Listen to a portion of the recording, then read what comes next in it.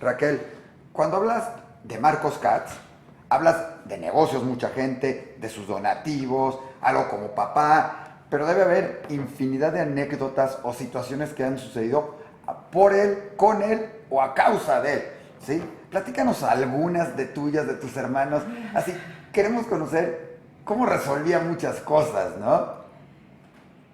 Por ejemplo, mi papá tenía una costumbre que ahora es costumbre de todos en la familia, que era una costumbre maravillosa, que los viernes en la noche, en la cena de Shabbat, cada quien tenía que decir su día más feliz de la semana.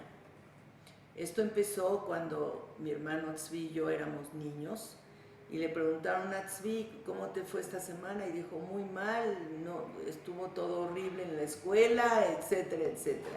Entonces mi papá dijo, tienes que encontrar un buen momento, a pesar de todo lo malo, tiene que haber habido un buen momento en la semana y si lo buscas lo vas a encontrar. Y entonces lo encontró y yo también dije un buen momento de la semana y a partir de entonces todos los viernes en la noche decían cada quien su día más feliz de la semana. Y habían reglas, no podíamos repetir la misma razón el mismo día, sí, porque solo hay 7, pero la misma razón, entonces nos robábamos uno al otro. Oye, no puedes decir de mi cumpleaños porque es mío, yo voy a decir ese día. O no puedes decir de cuando fuimos acá porque me toca a mí. Y a veces... Oye, para pelearse por los momentos bonitos, o sea, qué agradable tratar de buscar y recordar. Había una vuelta y 2 vueltas y 3 vueltas, porque ya terminábamos todos y créeme que cuando ya nos casamos y teníamos hijos, porque todos vivíamos en México, habían 17 nietos, entonces las cenas de Shabbat eran muy grandes y con mucha gente, y aún así todos decían su día más feliz. Y a veces decían, es que yo tengo un segundo día, ok, vamos a hacer una segunda vuelta. Y es que yo tengo un tercer día. Y se decía, y en Rosh Hashanah decíamos el día más feliz del año. Wow, o sea, qué padre, porque así te hace recordar y tener siempre presente que la vida es mucho más que simplemente dejarla pasar. Y algunos sufren por la vida, otros sufren por lo que les sucede. Y siempre hay esos pequeños momentos para recordar, ¿no? Así es. Te forzas a buscar porque es muy fácil decir, ay, no, me fue muy mal. A ver, espérate. Dentro de lo malo tiene que haber algo bueno también. Y además, qué buena manera de terminar y empezar la semana, que en una cena de Shabbat que se ilumina, que iluminándote con las buenas cosas que te sucedieron y llegar a un día contento, más que... Otra cosa muy simpática que hacía mi papá cuando éramos niños, porque eso también fue cuando éramos niños, es que... ¿Sí? Okay. Cuando éramos niños, los sábados a mediodía, la comida del sábado, porque los viernes en la noche casi siempre teníamos invitados. Además de toda la familia habían invitados. Los sábados a mediodía eran comidas de solo la familia. Y era el día de los problemas. ¿Qué quiere decir? Si yo tenía un permiso que pedir, si yo quería acusar a mi hermano que me había pegado, si yo quería pedir permiso para salir a hacer o quería pedir dinero, lo que sea, el sábado a mediodía. Entonces fue algo muy brillante de mi papá, porque la mayoría de los problemas se resolvían durante la semana solos. Claro, entonces, ya cuando llegabas al sábado... Ya la mayoría no estaba. Por ejemplo, decía, oye, es que Tzvi me hizo, es que Sara me hizo... el sábado, en Chávez me lo cuentas. ¿De plano así les decía? Sí. Lógico, supongo que si era un problema más grave sí lo resolvía naturalmente, en el momento. Cuando había alguna urgencia, claro, pero la mayoría no lo eran. Entonces llegamos y decíamos, ok, problemas, ¿quién tiene alguno? Aquí no era de a fuerza, aquí eres, ¿quién tiene? Pues yo es que estoy invitada a la fiesta del sábado próximo en la noche y quiero ir.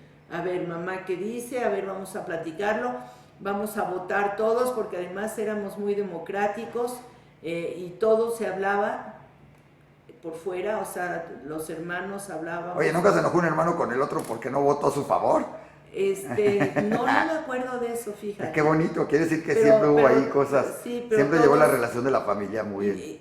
Otra cosa bien interesante es que mi papá fue un educador nato. Él nació para educar y nació para dar clases, o sea, lo traía en la sangre.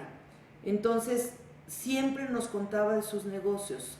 Yo aprendí tantas cosas de él.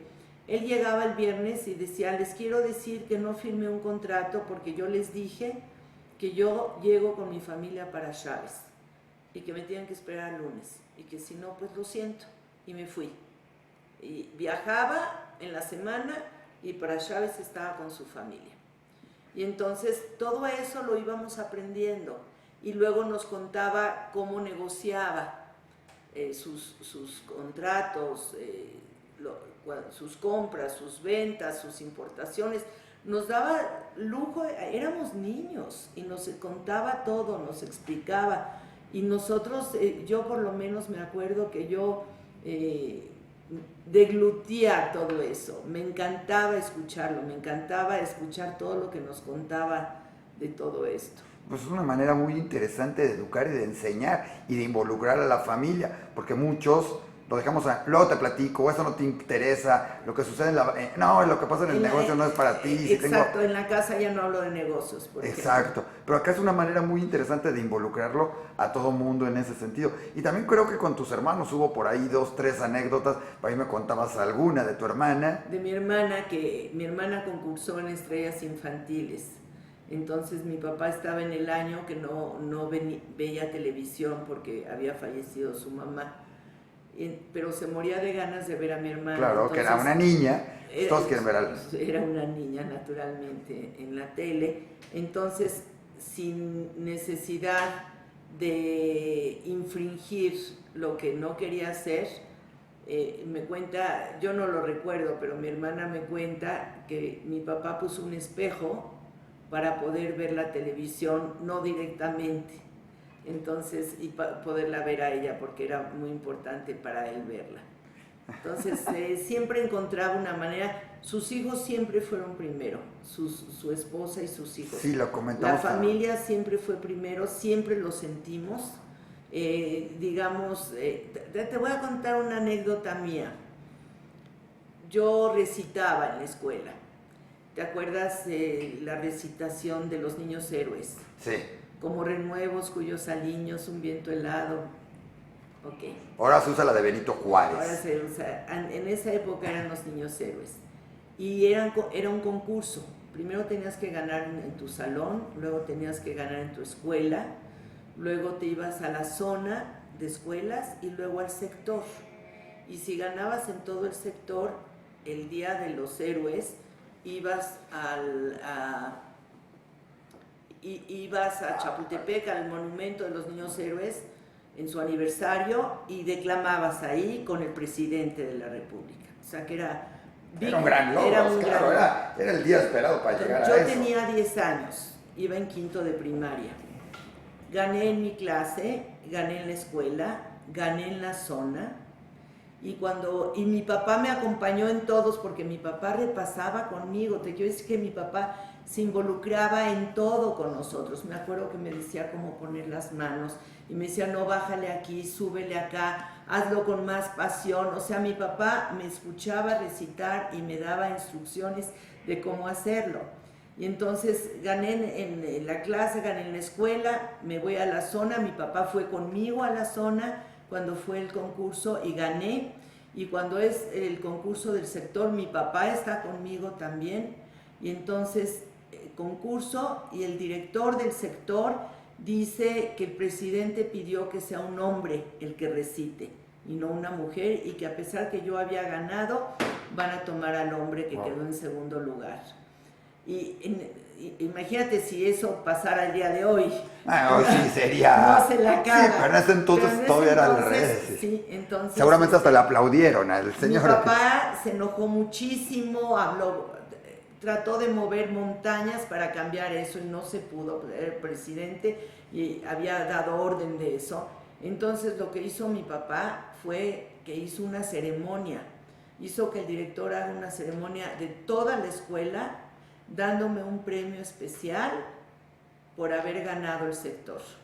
Entonces me acuerdo de que son cosas que uno recuerda. Tenía yo 10 años. Estaba yo formada en el patio con todos mis compañeros de la clase, iba yo en 5º año, y entonces el director dijo, pues esta reunión de toda la escuela es por una compañera que puso muy en alto el nombre de la escuela, y ella modestamente sigue formada con sus compañeros en el patio. Yo ni sabía que estaban hablando de mí. Y me acuerdo que entonces dijo mi nombre y mi papá estaba ahí parado junto al director, mi papá y mi mamá. Y yo subí y me dieron un diploma y me dieron un regalo.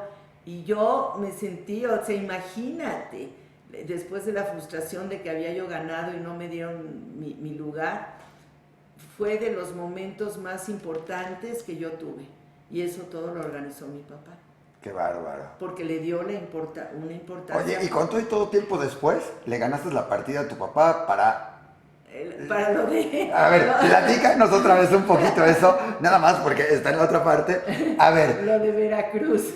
Sí, o sea, a ver, platícanos cortamente otra vez ese pedacito porque estamos en la parte de las anécdotas. Estaba yo en primero de prepa y entonces yo quería, mi papá no nos dejaba ir a dormir a casa de amigos, nunca. Decía que cada quien tenía su cama y no tenían por qué ir a camas ajenas a dormir. Y entonces una amiga, mi mejor amiga, Alicia, me invitó a Veracruz, a casa de una tía de ella, a pasar una semana en las vacaciones. Y yo quería muchísimo ir. Y entonces le pedí a mi papá y le pedí, y me dijo, mira, te voy a decir cómo están las cosas. Vamos a irnos en vacaciones toda la familia a Israel. Y yo creo que eso es más que suficiente para vacaciones. Pero si tú, a pesar de eso, quieres ir a Veracruz, puedes ir. Y yo en ese momento dije, muchas gracias, papá. Y mi papá ya no se pudo echar para atrás. Y te fuiste a Veracruz. Y me fui a Veracruz. Y te llevó de viaje después. Y me llevó de viaje después. O sea, le ganaste. Ese es algo bien importante de mi papá. Qué bueno que recordé esto. Su palabra es otra cosa. Él decía que su palabra era más que cualquier firma, que cualquier apretón de manos. Que él, cuando decía su palabra, prometía algo, era de hierro. Entonces en ese momento cuando me dice, si a pesar de eso quieres ir, puedes, y yo le digo muchas gracias, ya no podía decir, pues ay, le no, falló la estaba negociación. yo cambiando de...